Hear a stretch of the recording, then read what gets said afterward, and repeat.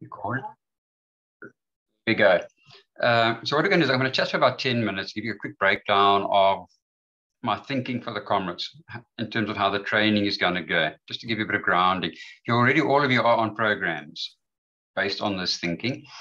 And then what I thought, because it's our first time that we're chatting, is I'm going to open the floor that you have your individual questions and I'll answer them as best as I can. And other people are welcome to also chip in. There'll be a lot of questions that you're sharing, that you have the same concerns maybe. So some of the biggest game changers for us this year is the fact that it's winter. Not so much for Bajay, who's now in India, but for the rest of us. Julie, you don't have to worry. You got an advantage there, being in KZN. But the rest of us, training up here, it's actually going to be brutal training for Comrades. And I don't think people have actually realized it. So what I've done with all the programs, and I know some are going to laugh and not believe this, but Roseville, she's been with me for years. I've actually given you all less training in the week than I normally do. And I've added mileage a bit on the weekend. So if you have a 20K on a Wednesday, you would normally have had a 25. And if you've got a 25, you would have had 28:30. And if you've got a 15, you would have had a 20, purely because of the shorter days and so on. So I have actually adjusted a bit for in the week to cut back a bit. And then on the weekends, we'll try and make up as much as we can. So that is one of the big challenges that we've got, is the shorter days. The fact that the weather is colder and we're going to go to the Comrades, is going to be a lot hotter by then. And this whole transition. Another problem that I've got at the moment in the last sort of 2 weeks, I've just had so many runners that are getting sick. It's cold, it's flu, it's COVID. We're hardly even into winter yet. So that's going to be a problem as well, managing that, trying not to get sick through the winter when you're training. Things like that can throw you out for 10 days or 2 weeks that you wouldn't have had under the old date for the Comrades. So those are the big concerns that we need to manage. So what I've said to, I think hopefully I've said to each person is, you're not going to hit all the targets that I've given you, because all of you have lives and families and work, etc. There are going to be times when you won't hit the target. Don't stress. I've factored that in. And if you're not sure what to do, chat to me. So I'm going to just let another run in. Chat to me, and then we can adjust it and we'll make a plan. The big things, the golden rule for Comrades running, and this is really gospel, and some people don't like it. The lower your weekly mileage is, the more important the weekend long runs become. Those 3 big runs, those 50s, the 56, and the 60s, because that's what's going to get you through Comrades. So if you're doing the mileages I did, I love to talk about my young days now that I'm old, but I was doing 180 to 200 Ks a week with 3 speed sessions a week back in the 80s and 90s. And I trained 7 days a week. So I was building good endurance, constantly running close to 30 Ks a day. So the long runs actually became less important to me because I was continually fatigued. If you're a 60, 80K a week runner, 100K runner, even 120, you will not have enough mileage to run 90 kilometers. So what is going to get you through will be the long runs, the 50s, the 56, the 60s. That's why I'm so adamant about pushing and planning for those big runs, because that's what's going to get you through on the day, basically. So they're very, very important. The nice part about it is that essentially you're talking about only a few days in the year that are really, really critical. That if you do it, we know you can go to Comrades and you're going to make it. So that's the upside, basically. So that is how my thinking works. None of you will do the mileage to run 90K. The only Comrades, I've done 10. The only Comrades that I ran non-stop were all my sub-7 Comrades. They were non-stop. But then I was doing big mileages. My other silvers that were between 7.5 hours, there was walking. My ball rounds, there was plenty of walking. Plenty. So your training on your long runs, you must factor that in. You want to replicate what you're doing on the Comrades. One of the biggest risks that we do, mistakes that we do, is we try and we run too fast on the long runs. It's a mistake that I used to make. I would go out. It's just horrendous when I talk about it now. Right? Some of you know things like the law school 50K. I did a 65K training run in a 180K training week, and I came 6 in 3 hours and 6 minutes on 50K, to give you an idea. And then I went out and did my 20K the next day to get my round target of 200Ks. And then I get a Comrades and I can't understand why I struggle. So the biggest common mistake we often make, we push the long runs. And I think the reason we do that is we're worrying about testing ourselves in confidence. So we keep wanting to test ourselves. And you mustn't. You don't do that. We actually want time on the legs. If your runs are slower and you're adding in some walks, I'd rather you're out there for 6 hours and 4 hours, and I'd rather you're out there for 8 hours and 6 hours, because that's what's going to happen on Comrades Day. So we want to actually get you used to being out there for a long time. My ultra-distance trail runners, they're very used to that, because a lot of the sections you can't walk. So Debbie, for instance, will join us just now. She did the Carcliff 100 miler, which was second last year. I'd had to doing 8 to 10 hour runs on a Saturday and 8 hours on a Sunday. But what you do, you should go and run at 4 o'clock in the morning or 2 a.m. or whatever. Get back home, get the kids up, go give a gym class and carry on with the running. And she's out there on her feet all day, getting used to the fact that's what you do. Nicola, you've been with me before, and you remember the importance of the long runs, I think, eh? Do you agree? Yes, it definitely does help. But when you're starting, it's very daunting. Very. I think when I look at it now and I look at the next 6 weeks, I'm like, I just need to survive 6 weeks, and then it's plain sailing from there. That's how I'm doing it. Absolutely. I get this every year. It's kind of like one of those commonalities. I'll get a new runner and I'll say, but they're doing 150K for Comrades and that's it. I can't do longer. And then I say, but if you think you can't do a 60, how the hell do you think you can do a 90? So the whole idea is what you do is 50 is far, and 56 is far, and 60 is far, is you don't jump into it. You need a natural progression, which is why you need to have done your 42. Ideally, you do your 50. Don't jump from 42 to a 56 if you can. And you don't jump from a 50 to a 60. So if you follow the progression, and it's difficult because the races don't always work out the way we want. If you follow the progression, by the time you get to the long run, you can actually cope and do it. You'll find. But it's hard to believe it that in late July, a lot of you around about the 17th of July, 24th of July, you're going to do 60. But I can tell you when you get to there, you'll do it. And I can tell you when you get to August 28th, you'll do a 90. And it's hard to imagine. Sorry, Coach. You have a problem with that, Steve? No, sorry, just while we're on the topic of the long run, for example, like running like Omnidam, going at a slow pace, would you say that, would your pacing then be Comrades pace, or would be slower than like your planned Comrades pace? Good question. I would say for most runners, slower than Comrades pace. A good time to do Comrades pace is on your Wednesday midweek runs, actually. It could be quite damaging doing, now this, if you're a silver medalist, you don't have to run 5 minutes a K on the Omnidam at all. You don't have to at all. It's not actually relevant. So, yeah. But you might be half a minute a K slower than race pace. Because remember the two things. A is you're training now, and the other thing is you're not running on fresh legs like you will at Comrades. You're in full training. So when you go to most of you, when you go to the Omnidam, your legs are actually a little bit tired. I've seen Nicola nodding her head, but that's how it is. So you're actually running under fatigue. It's part of the plan to get used to running with fatigue, but you're actually not fresh. So what we want to do is minimize the risks as much as we can. So in the big risk, if you think about it, the big risk are those big long runs where things can go wrong, injuries, etc., etc. And by running them too quick and testing yourself, that's one of the biggest dangers as well. So don't worry about slowing down. Craig, can you hear us? Welcome. We haven't met before.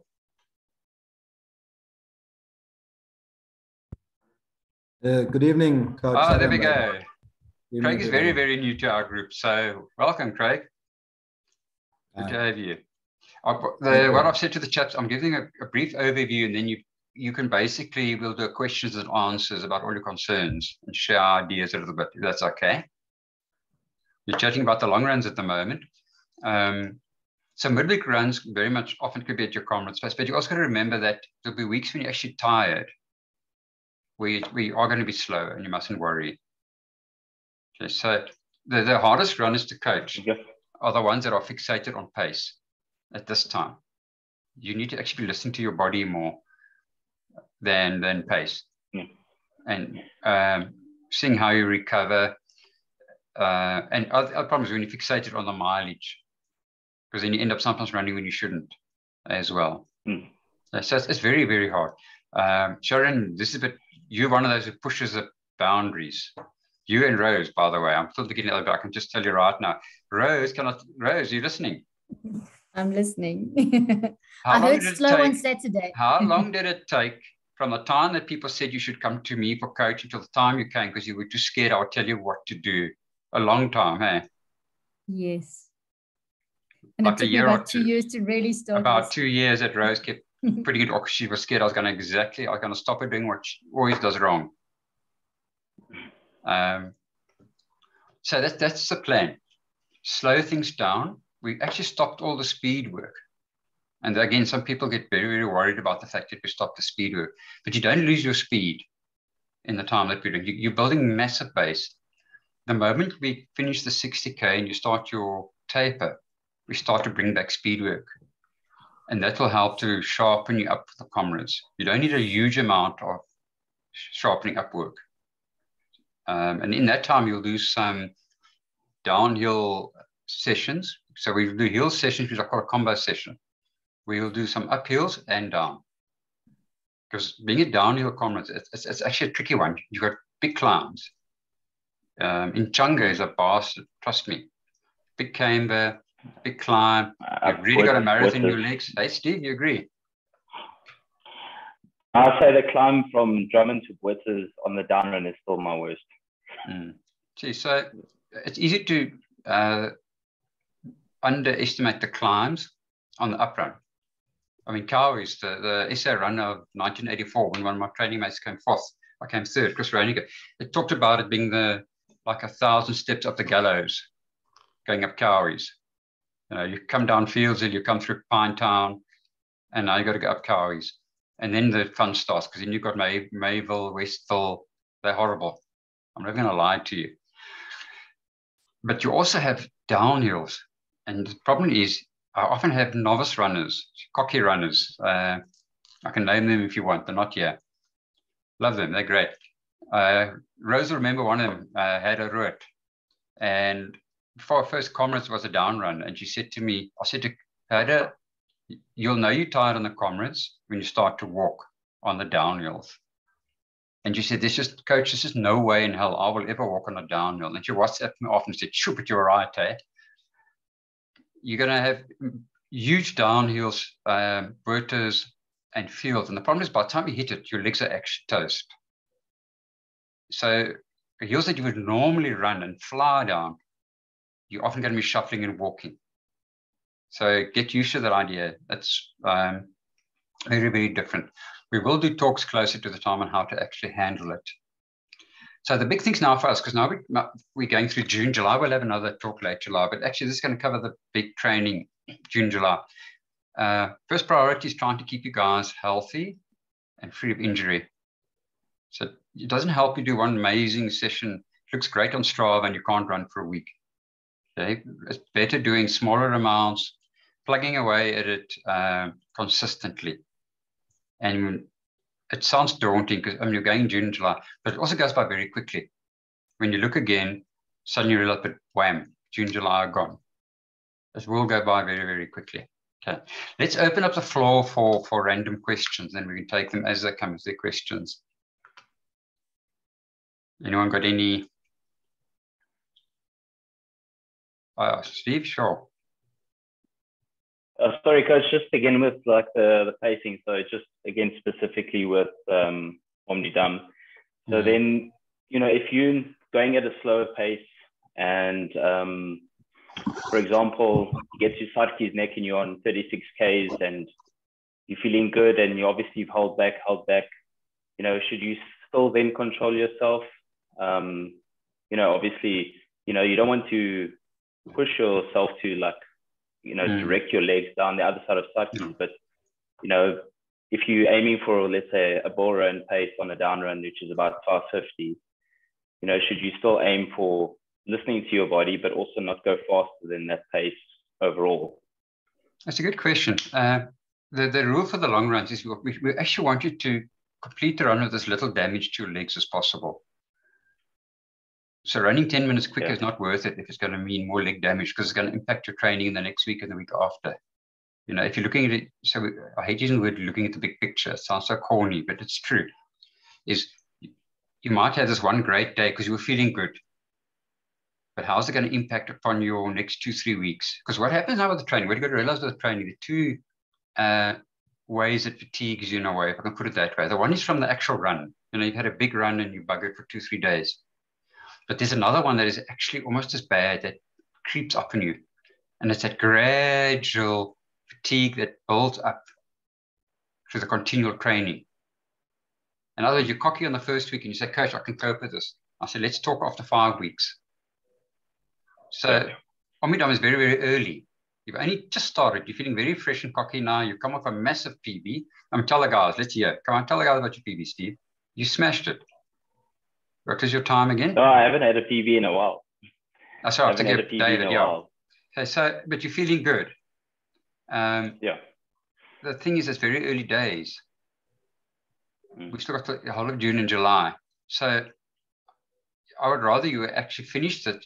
You know, if you could finish the Omidam and you say, no, I actually felt good, I could have carried on. That would be great.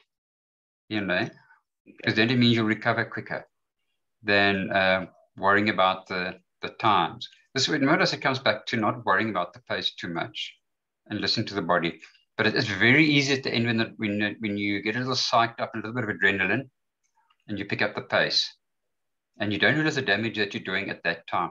In fact, that's one of the reasons I'm glad. The only race that which any of my Comrades runners this year have got in ultras is the Omidam. With this whole change in dates, everybody's doing club runs, and it's actually, to my mind, good because there's much less chance of somebody wanting to run too fast on a club run than on a race. Yeah, you know, there's much less risk. I hammer on this a lot, but it's honestly the biggest risk to anyone's running is running the long runs too fast. 1991, for instance, at the long-term ultra marathon, it's a 56K from Sabi to Leidenburg, considered the toughest ultra in the country. Climbed for 38Ks up the mountain pass. Did my normal 65K run, 10Ks before, etc., etc. Big mileage week. And I ended up coming third, 2 minutes behind the winner. And I had horrendous Comrades. And now I look back and I say, hello, you know, that was my day for my Comrades. I blew it that day. But I'd had no intention that day of going out and making third at all. I wasn't in the top 10 going up the staircase, up the first big climbs at about 38. And then I felt strong and the guys were dying. And the next thing I said, oh, no, maybe top 5 would be nice. Maybe top 3 would be nice. Next thing I was racing maxed out. And it cost me my Comrades that year. So you get sucked in very, very easily. I've trained with 3 gold medalists, top runners in my time. And I'm talking about many years of training, like 20 years. So one guy was third in the Comrades of 5:34. The other guy, Dave, he had 3 Comrades golds, 5th, 7th, and then 10th. And the year came 10th. He took it away from our other friend, Johan, who came 11th. And Johan Jonko came 11th. Wasn't a slow run. I mean, he had a 2:25 marathon. And he refused to do long runs with Chris and I. Chris came third with a 5:34 because we did our 60K runs at 4 minutes a K because that was 6-hour Comrades pace. He did them at 5 minutes a K, which was insanely slow for me back then. I couldn't even imagine running at 5 minutes a K. But of that, he still did a 5:58 Comrades at 4 minutes a K. But all his long runs were at 5 minutes a K. And he understood long before we did. We were actually just burning ourselves out. Running very, very fast long runs. So there was a very good lesson when you saw what pace he actually ran at. You know, it's really one of those things. You're building now. The time to race is on August 28. So let the other club guys beat you. And one of the big risks, I know I'm going to see nods here from those I can see. One of the big risks is you end up going there and you want to be ahead of some club mates. Sharon, you're going to be one of them. Someone know it. You're going to run the race, and then you can't let Nicola, and you don't want to let so-and-so finish ahead of you. Rather, you know, let them get ahead of you. The time to show them is on the Comrades. This is a game of patience. It's like painting a wall the paint will dry, but you can't rush it. You've got to give it time.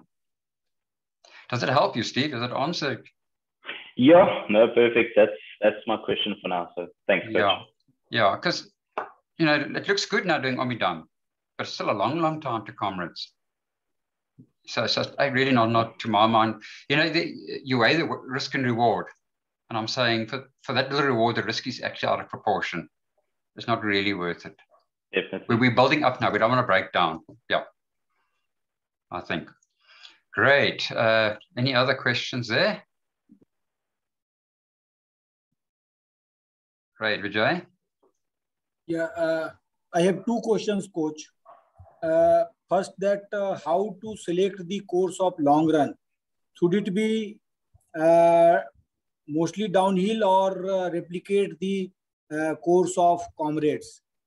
And the pace should be slower than by what margin? If my target is say 8 hours, then Comrade target pace is around 11.3 kilometer per hour, around 5:18, 5:20. So what should be the pace of long run? So I've better to hear. Are you saying which one should be which is the main long run? Is that what you're actually saying? Yeah, I am saying that the course of long run, the route of long run should replicate the Comrade course, or it should be flat or downhill type of things, or a hilly course. Gosh, I'm sorry. Do any of you hear Vijay better than I do? Yeah, I think it's two questions. Sure. Can somebody help me there? His first question. Yeah, sorry, it's Miley. It's two questions. The first question is the route that you run, which should you replicate the Comrades route, or ideally find a downhill route or uphill route? First question. Then his second question was around what pace you should run your long runs at, and then he had, I don't know the times he had, but the pace of the long runs. Thanks. Good question. So, a lot of my difference of pace of the long run should be how much from the target pace, how much slower we should run the long run from the target. A rule of thumb for the long run is 1 minute a kilometer slower than your best marathon pace. So if your marathon pace is 4.5 minutes a kilometer, your long run pace is 5.5 minutes a kilometer. That's a very good rule of thumb. If you've done a recent marathon that you can use, that's a very good rule of thumb. That might also answer your question a bit, Steve, as well, in terms of long run pace. In terms of running the route, a lot of my Gauteng runners go down to Durban to do the last 60K run on the Comrades route and do the route testers. And then my KZN runners, Julia, I don't know if you're going to do the Comrades route tester.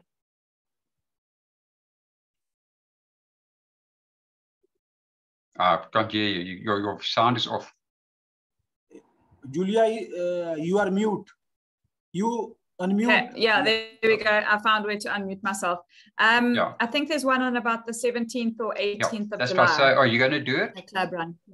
Yeah. Because it's a very, very good idea if you can run your last long run or one of them on the Comrades route. So because obviously then you're replicating a lot of the gradient and stuff. But what you just got to remember, Vijay, is you're not going to do a 90K training run. So let's just say, I'm just using a round figure. Let's say the 90K has 500 meters of gain. You don't going to do 90K, 500 meters gain on a 60K run, because that's not the same. Because that's a mistake some people also make. They look at the race and say, sure, especially trail runners, that's 10,000 meters gain and they try and do it in 30Ks, but the race is 100Ks. And they don't understand why they're struggling. But so I'm not stressed about the exact elevation. What does help though, and it's very hard to get any sort of route like that, is we do have some climbing, and then you do have, when you're quite tired, some downhill, and then hit a bump again or something to get that feeling. But it's very hard, that's why I don't normally try and tell people, every one of you, I've got more than 30 Comrades runners all around the world. Everyone has a different route. So you got to make use of whatever the best that you've got, that you can make use of.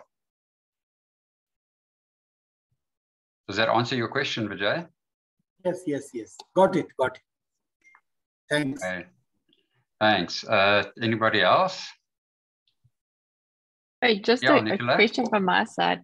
You were saying, and for us A-type personalities, you were saying that, you know, to run 1 minute slower than our best marathon time. I think everyone here has like a goal of what they want Comrades to get to. So they know what pace they have to do there. Yeah. How does that relate to the marathon, the slow run? So if we know what our marathon pace is, should our long run be similar to that, or do we add on 30 seconds to that one? Yeah, the thing is, what people make the mistake. There's a very good analogy that Johnny Halberstadt made in the 70s. Very, very good runner, sub 4 minute miler, 2:12 marathon runner, sorry, 2:11. He says you train like a tortoise and you train like a hare. Tortoise, you do long, slow stuff. When you train like the hare, you do your speed work. And when you come to the race, well, it depends how you look at it. You're either a very, very fast tortoise or a hare that can run very fast. But essentially, you don't normally try and cover all the different things in one run. So what you say is, what am I training for today? Or in this phase? And in this phase, what are we doing? We are building endurance. So getting fixated on the speed actually is very, very dangerous, because the pace that you're going to run now is actually irrelevant compared to what you're going to do in Comrades, because you're running tired now, you're in full training. It's not that relevant. What I did say to Steve a little earlier is, if you are feeling strong, you could do, for instance, your midweek hilly run at Comrades pace. But the weekend longer run, I would actually advise against it. When you're starting 50, 60K at Comrades race pace, you're actually pushing the border a bit. You're pushing it maybe a bit too much. I think it's going to fluctuate a lot, because we're talking as if you're running on a flat pancake route, and you're not. It depends on your route. You're going to be going quicker on the downs and slower on the uphills as well. And then, if I really want to complicate matters, I could tell you that your easy pace will even change, because you're not going to feel the same every day. You could be feeling as full of beans on one day where your easy pace is, for argument's sake, it says 5 minutes okay. And on another day, easy pace would be 6 minutes okay, because you're actually so drained and tired. It comes down to listening to your body and feeling how you actually feel. If I could have my way, remember back when we ran in the 80s, the 90s, we didn't have GPS. We ran on feel. We had our distances, we ran on feel. If you're tired today, you were slower, just simple as that. But now with GPS and I hate to say it, but Strava, Rosemary, one of our Strava people that talks big things on Strava, the temptation is to actually you start to impress people with your Strava. Any of you know what I'm talking about? Any of you done that? You go and you round off your number, or you make it look better, or you go quicker. Because Yanni's maybe looking at your Strava tonight. And all you're doing is you're buggering up your program. I had a very good runner at Maya that I coached a few years ago. Ran a 2:28 marathon. And I took him off Strava, because he was essentially running too fast all the time, because he felt this pressure of people were looking at him on Strava as well. So your easy pace, Nicola, is what I'm trying to say is, this is where we plod. The time to be a racehorse is not now, because you're tired and now you're trying to run fast. But when we go into the taper, and most of you are going to have a 5 to 6 week taper, the energy is going to start coming back, and then you can start running faster. Because remember, I said your easy pace is not necessarily always the same. The energy levels will start to come back. You'll start doing some quality. You'll start doing the faster running to start bringing you up to your peak. So by the time that's what I'm saying, is that the runner at the Comrades will not be the same person as 6 weeks before at all. Completely different, because in that last 6 weeks, I'm going to give you a very, very quick explanation on, because it's very important, on tapering and peaking. It's something a lot of runners don't really understand. I didn't when I was younger. Is you may have noticed sometimes you come back after you've been ill or something, or a rest, and you run your best time and you smash it. And basically, your body has now had a chance to recover from all the hard training. But your most effective taper, when you have a combined taper and peak, So you're cutting back on the mileage, reducing the training load to give your body time to recover, and you bring in some quality work, higher intensity. When you do the two, you lift your game in a matter of weeks. One of the guys I coached, Dylan Burgess, some of you remember him like Rosemary, 248 marathon now. And the first year I did the Comrades with his big mileage, and I stopped his speed work. He's very, very worried about slowing down. And I said, just trust me. We went into 6 weeks, taper with the speed work. 2 weeks into it, he did the RIC 10K, which is quite a hilly route. Broke his PB about 2 minutes and did a 35-minute after 2 weeks speed. Just 2 weeks. Okay. So the speed comes back very quickly. So what I'm saying is the speed we will work on your speed and pace, Nicola, but it will come just before Comrades when we start to move you to your peak. It's just actually too early at this stage to be doing that. I can even tell you now, I mean, you guys will know, a lot of your club members, you'll see people, let's go back to the old date. It's easy talking about that. A lot of the trainers, guys, start with a bang in January, and they're training very well, and they smash the Omidam in March. They're running well by the Loskop in April. End of April, beginning May, they're all at the physio and they're all buggered. And the Comrades is over in terms of good Comrades, because they were pushing hard too soon, basically. And they should have actually had the Comrades earlier, maybe in April. So we don't want you to get to the position where you're ready for Comrades in April, for us now, in July. And if you go, Steve, for instance, if you're racing Omidam, you're actually doing quality, pushing yourself towards a peak in a way. So if you were doing that sort of approach, you're pushing, you'd get fit very quickly, make no mistake. But the problem is you'd probably peak in July or beginning of August, too soon for Comrades. And then maybe be over your peak by the time we get to Comrades. So we actually want to hold you back. Now it's not the time to let the cat out the bag and let you go and run. We've got to actually hold you back, keep you building up. This is where it's a patience game. It's just, little building blocks. It takes time. It's not glamorous. You're not going to smash Strava. But this is actually what's going to determine how well you run Comrades, is what you do in the next 2 weeks, next 2 months. Does that answer and help, Nicola? Yes, I think it does. I think just the output is that you're not going to tell us each what exact pace you want us to do Omidam on. That's the bottom line. Yeah. Let me give you an example. People that have been with me for quite a long time, like Rose is a good example now. They know that they will start doing marathon pace runs, getting close to the marathon. That's the only time that they actually start running at race pace. And it was in that last few weeks where they start doing marathon pace runs. Before that, the long runs are slower than marathon pace. The speed work is faster, of course, but it's short. But all the long runs are much slower than the actual marathon race pace. It's only when they start doing the marathon pace runs when we're going up to the peak. Now they start running at marathon pace, actually. And I mean, I've seen the results. I've had guys like me with the 216 marathon, Greg Barnes 228, etc. Lots of PBs. It works, but at the right time, you do the right thing.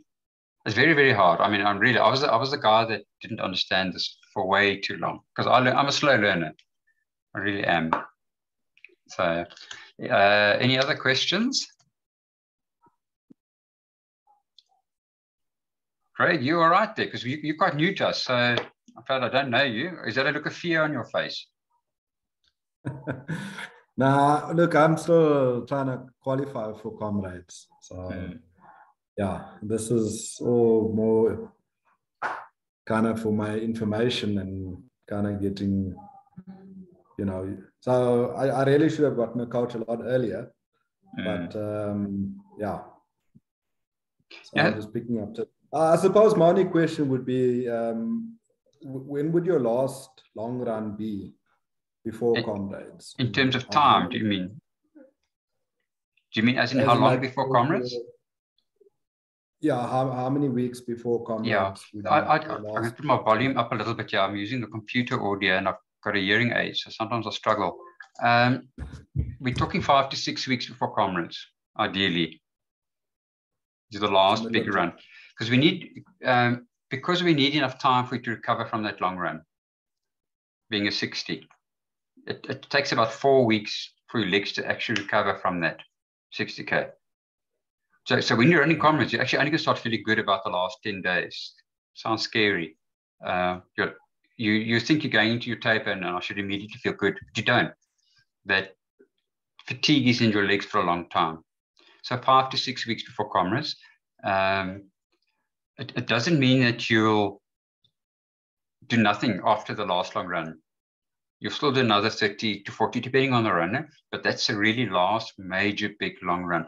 And essentially, if you've done that and you've ticked that off, you can go and do Comrades. That's a big thing. You know that you go and you're going to do it. I'm going to give you a story very quickly. We've got a little bit of time, and I don't know, you guys are welcome to come and go. I officially coached a runner, my slowest run in 20 years that I've ever coached. I mean, this is, she used to have races with glaciers, She was really slow. She came to me when she had already been pulled off at Comrades at the halfway mark for missing the cutoff.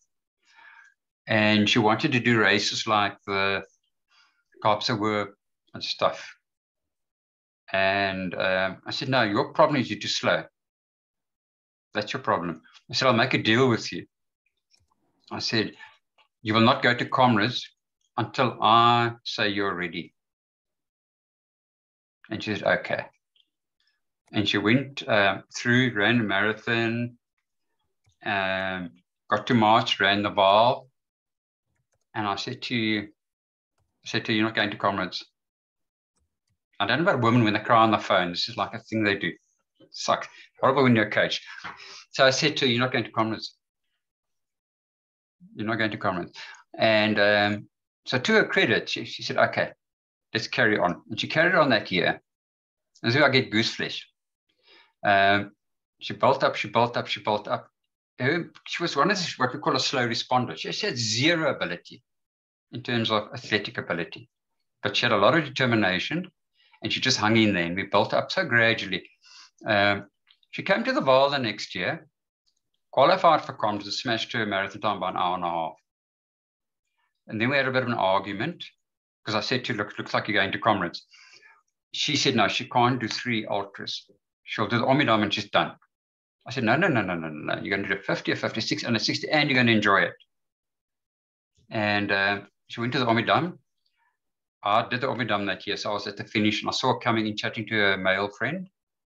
Quite relaxed. She couldn't believe how easy it was. She then went to the 2 Oceans. It was a year when they had the rain and the storm. She broke her 2 Oceans time by more than 2 hours. And I said to her, Natasha, this was another Natasha, you're going to Comrades. I ran Comrades that year, and it was 2011, and I was at the finish. And I saw a coincidentally coming to the big screen, and 11 hours and 2 minutes, chatting with a friend, as happy as can be. But it took us 2 years to get to there. 2 years to get to there. So you can get there, but it takes the work. So Craig, I'm not saying it can take you 2 years, but the system and the process is the same. You're all just at different stages on the journey. But if you do this, and you do the long runs, and you survive and you're okay, you're not a train wreck and you didn't get injured, you will go to Comrades and be better prepared than, I can tell you, than most of the runners that actually pitch up on the starting line, and you will make it. I've had one runner in 22 years that didn't make Comrades, and I pulled him off the route. Greg Barnes, one of my top runners, he did a 6-hour 10. And I was seconding him and was up running. He had pulled a hamstring. And I said at him, Chunga, get in the car. So I got a very good record with Comrades. So the aim is to get you there, but you're going to have to trust that I know what I'm doing. Some people like Nicola was with me before, just come back again for the journey. So something worked, Nicola? Something worked. Definitely. A small story is that early days before Comrades, I was doing the 2 Oceans, and I phoned Neville, and I think it was about, 6 weeks before 2 Oceans, and I was shattered. And he just said to me, stop running for 7 days. And I was like, what? I can't stop running. I have to keep running. And so you've actually got me through my 2 oceans and my Comrades. And now I'm on my second Comrade. So there you go. Yeah, there is a winning formula somewhere there. Yeah. So, and thanks so much for that. But what it comes down to, because a lot of you are relatively new to me here in terms of Comrades. Rose has been with me quite a few years. Renette, I've known for years, but she's new to me. The rest of you, it's a new journey.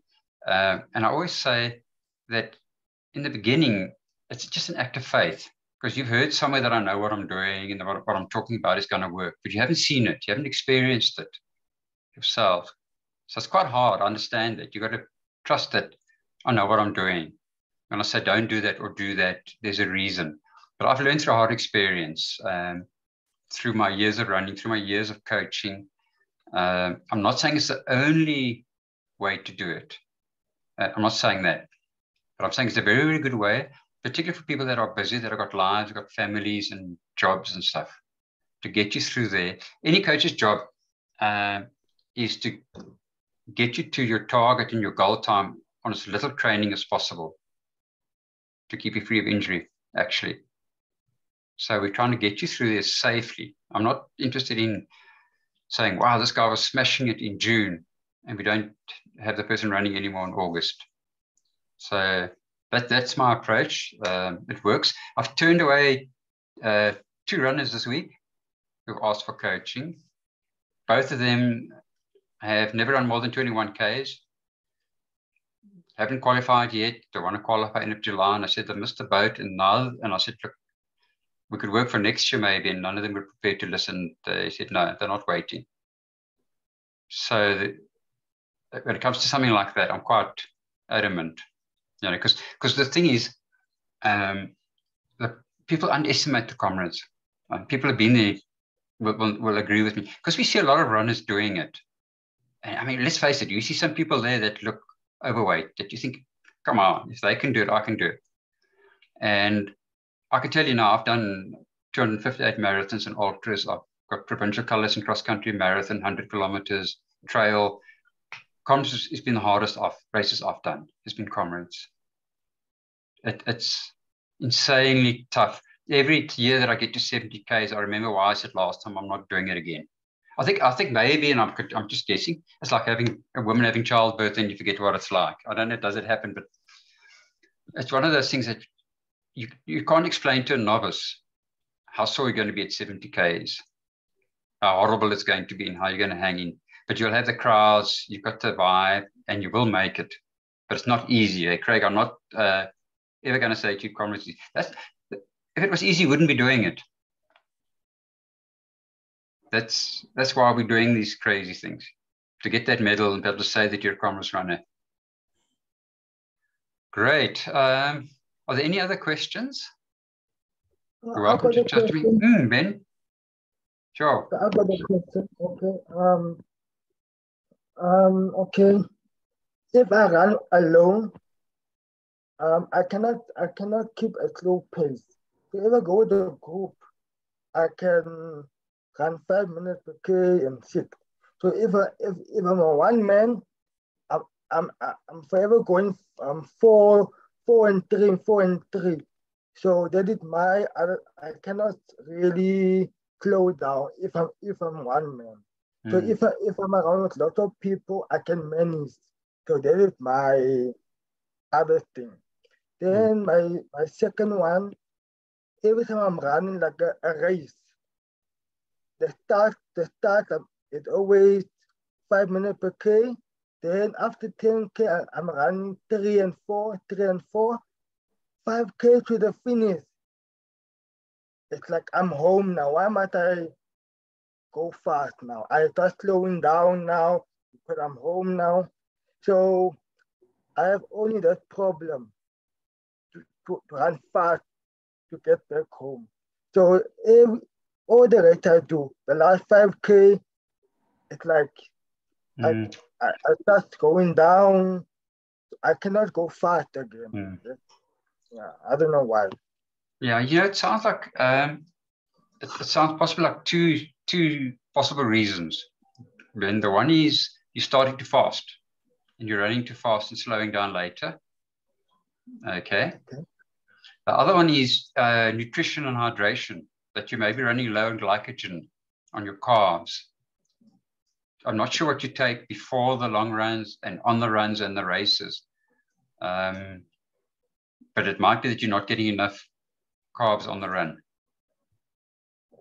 Because then if your glycogen levels are low, you are going to slow down. What do you take on the run normally? No, I drink what's on the table. I don't before the race, I don't eat in the morning. I take have coffee. And on the road I have Coke. I don't eat what's on the table. That's what I take. So I don't eat anything. I just eat what's on the table and I finish the race. And every night I drink Slow milk. So that's what my doctor says. My doctor said every night I might drink Slow milk. It helps my body at night, not in the day. Yeah. You see, the Slow milk is not an energy drink. All it does, it's part of the electrolytes that you take. It helps your muscles to relax at night when you sleep. So it can be, when you're training hard, Slow milk before you go to bed can help. But it's not an energy drink. Okay. Coke is very low on carbs. You get about 10 grams of carbs per 100 ml. So for a liter Coke, you've got 100 grams of carbs. So you get very little actually when you're drinking Coke as well. And what happened was, we had Coke in the 80s on the races, but you'd have it quite frequently. And you take small amounts. So you wouldn't have spikes up and down. It sounds to me like you could actually, have you carried gels with you and tried to take gels, for instance? Any gels? Oh, yeah. Sometimes, but I don't really do it. So, yeah. I would suggest what you try to do, because it's difficult carrying energy drinks for you. You carry some energy gels. If you take one every 45 minutes on a run with water, and you see if that makes a difference. It does sound to me like that might be your problem. Always happens 5K to the finish. I don't know why. Always at the end, I start slowing down. I don't know why. Yeah, no, I think it might be a bit of both. You're running too fast early on, and then maybe if you take some gels as well with water, try that. Okay, that's a very common mistake. We see it quite often. It's not your fitness. You train a lot. You're very fit. It's not your fitness. It's more likely that you're starting too quick and you're not getting enough stuff. Great. What have you got there? Doggy, Julie? Cat or dog? Ah. Good. A little fat dog needs to run some more. Lovely. Cute there. Do we have any other questions? Sharon, you all happy? Yes, Coach. Yes, Steve? Yeah, I have a question. Yes, sure. Oh, after Steve then. I'll go after Steve. Oh, you gone mute now. I can't hear you. Sorry, Sharon, you gone mute. Who's actually asking? Are you Steve or you, Sharon? Who's asking? Sharon can go. I've had one, so I'll go off. Okay. Sharon, sorry, let's hear you again. You gone mute again. Okay. Hopefully you can hear me now. So, sure. I mean, the last 2 nights I've had to slow down. And I mean, what does a slow run look like? I mean, I find I forget. And when I look again, I'm flying, and then I remember, and then I walk a bit. I mean, and then also I find, okay, there's a hill. Maybe I should walk the hill. I mean, and then I just feel like I'm just being lazy. I mean, so you say that the longer runs, we must run slower. But does that mean you're running all the time, or you walking when you feel like it, or you walk when there's a hill? Yeah. What does that actually? No, it's a good question, and obviously it's not the same rule for everybody exactly.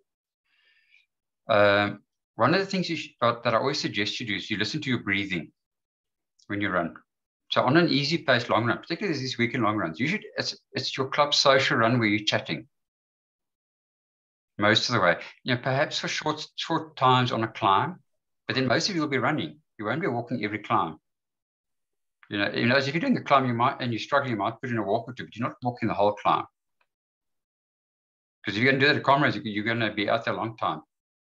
You know, so you actually want to be in control. You may actually expend a little more energy getting up the hill. And for a little while, you'll actually not be able to chat as well, but for a short period of time, because you don't want to slow down too much, maybe on the climbs. On the long run, you can add some walks, but if you're one of those runners that has become a habit, we actually don't need to walk and you're actually fine, then you must think to yourself how much time you're actually losing. I mean, if you've ever been in a race and you started to walk and you've been next to somebody who carries on running and you see how quickly they go ahead of you, it's shocking. It's quite scary how quickly they disappear. So you'd rather get used to running comfortably within yourself, and it sounds like you maybe do too many walks and that you need to cut it back.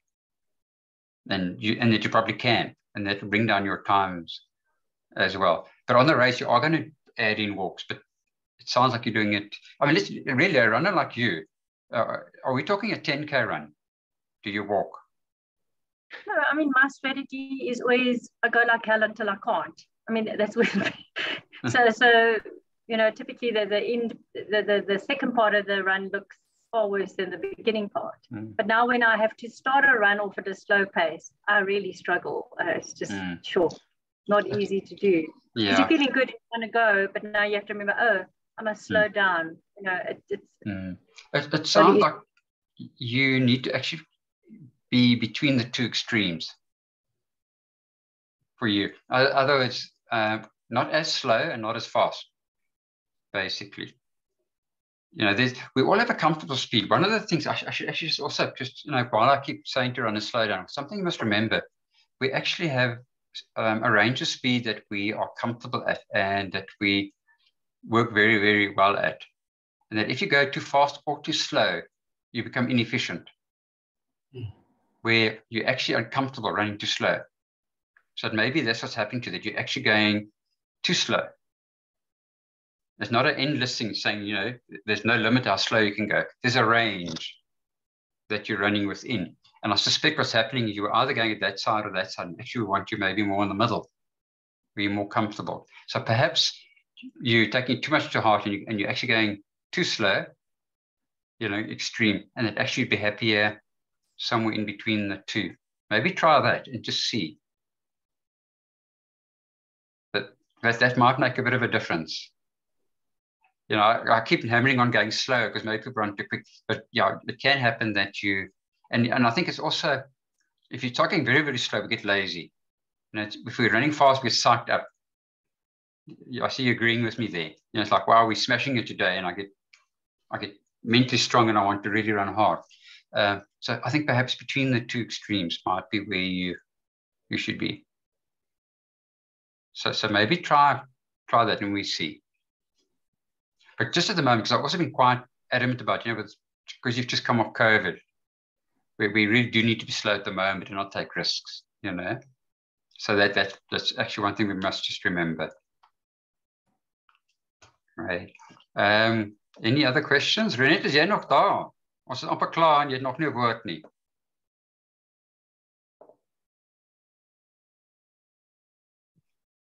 Or quiet.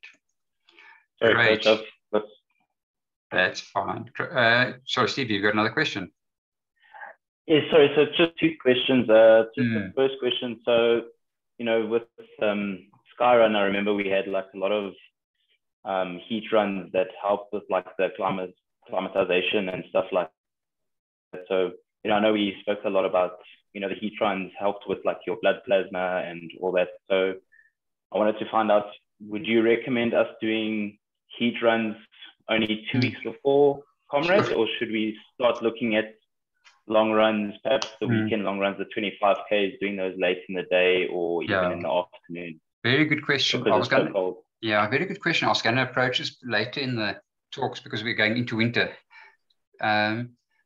It's a problem because what happens to Durban, it's not just heat, it's humidity. And I think end of August for guys that are coming from Joburg, for argument's sake, it's going to be a huge adjustment, even though it's not summer in Durban. So there are two things we can do.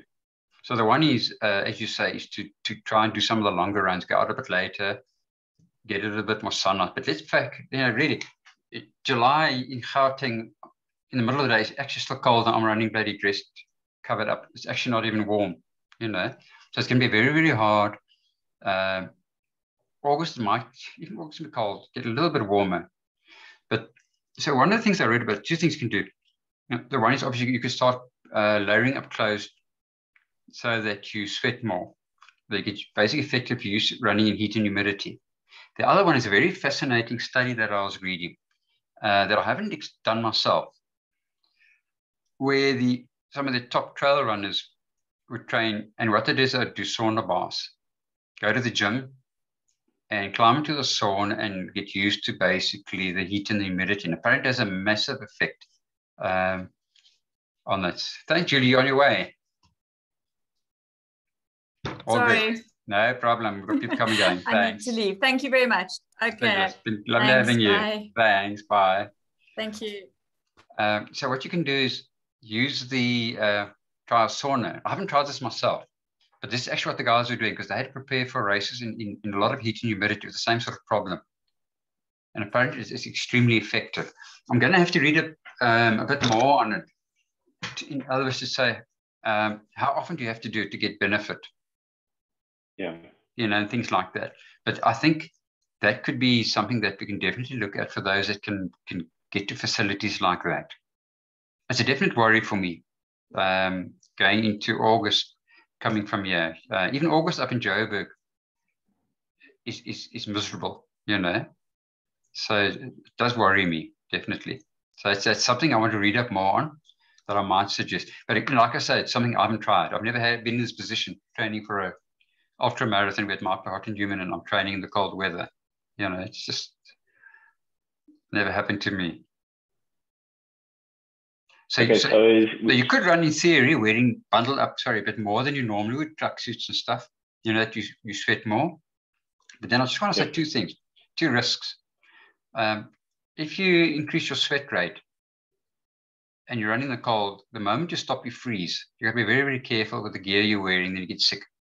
So that's one big worry. The other one, obviously, you're going to start losing more fluid. Because it's cold, you don't realize it. Then you've got to actually up your intake of fluid and electrolytes as well, if you're doing that. So it's stuff that I know in theory. It's stuff that I haven't actually had to apply myself, So this is a bit of a curveball for me as well, a bit of a new game doing it. But I think it will help, doing that. You good with that? Yeah, no, good. There we go, from Joe. Yeah, but Joe's asked a good question. From what point will it get warmer in the Comrades route, and probably temperature range? I wish Julie was here. Normally on the Comrades, let's talk about the normal Comrades. It only starts getting warm after about 30 Ks or so, after about 3 hours. I'm talking my pace, sorry, but roughly after about 3 hours, but I would say in August it's going to take longer. So runners like you, guys that are running Bulrawan quicker, I don't think the heat's going to be such a factor. But the longer you're on the road, when you're starting to be 10, 11, 12 hours, you're going to have more of the heat, basically. So I think the guys up to Bulrawan probably won't have as big an issue. I would say essentially at a thumbs up from maybe about 12, 1 o'clock. Especially the main heat tends to be like sort of 3 o'clock.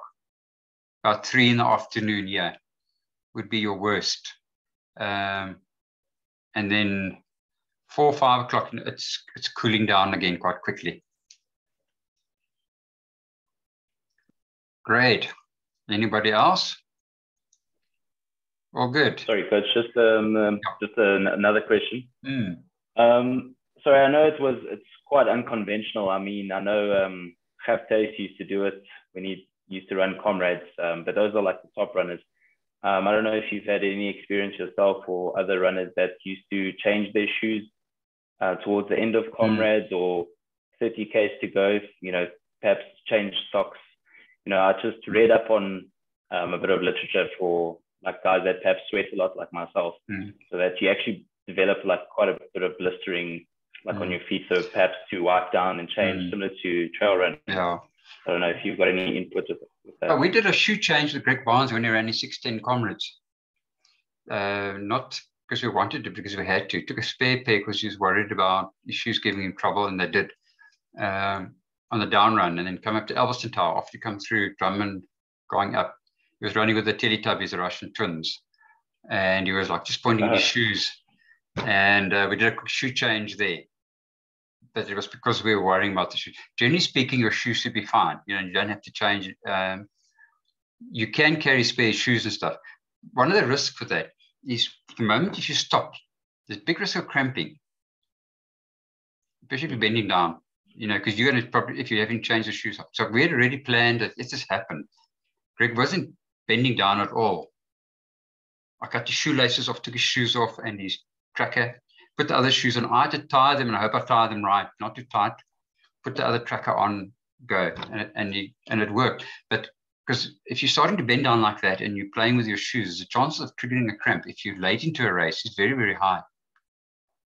And I also have this problem I've had with myself, maybe you as well, is I tie the shoelaces, then I run the rest. They're too loose or they're too tight, and I end up trying to get them right because I just can't seem to get them right again. So it would be it's not a standard practice. All the gold medalists I've never stopped to change shoes on Comrades. The exception would be things like on an ultra trail race, where it can be worth changing socks and shoes and stuff because of the terrain and the water and the wet and stuff. If it was a really soaking wet rainy day in Comrades, then it could be worth stopping and changing. If it dries up later and you can put on dry shoes, that would definitely be worth it. But under normal situation, I would have said no, unless you are going to get blisters and you think another shoe will help or something. All right, perfect. Thanks, Coach. Great. So Gert taste was not on. It's not the normal, if I can put it that way. It was the exception more on Comrades. I followed Comrades since 1982.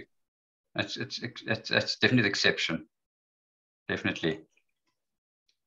Great. I think we are done. On my chat. Just a question on my chat, Coach. Marathon racing shoe will work, or we should take little less faster shoe? Sorry, say again. I struggled to hear you. That marathon racing shoe like Vaporfly Next Percent, or we should use some conventional shoe, less faster shoe? Gosh, can anybody here? It's in the chat, Neville. So he's written it out there. He's asking whether the marathon racing shoe should be like Vaporfly Next Percentage 2, or should take less faster shoe. The good question as well. Hey, they actually say a shoe like the Vaporfly, you don't actually get the benefit on a long race like that. You're running too slowly to get the benefit. If you're a world-class marathon runner and you're running under 3 minutes a kilometer, around 3 minutes a kilometer, then you're getting the benefit. If you're running 6 minutes a kilometer, you're not getting any benefit at all from the shoe. This is from what I've read on what they say. I haven't run with the shoe, but they say maybe there'll be a bit of a mental benefit. But they say if you're running that slow, there's actually zero benefit. You're just buying a very expensive shoe, basically. Thanks, Nicola. Great. Rosie's, she says she wants to show you how to walk those heels. Great. Great. Thanks, guys. Good luck for the Omidam. I'll still be WhatsApping the guys tomorrow and chatting and stuff like that. Those of you that are doing the Omidam. And we'll do this again sometime in July. Great. And Sharon, you'll let me know the results from the cardiologist. Magic. Thanks so much.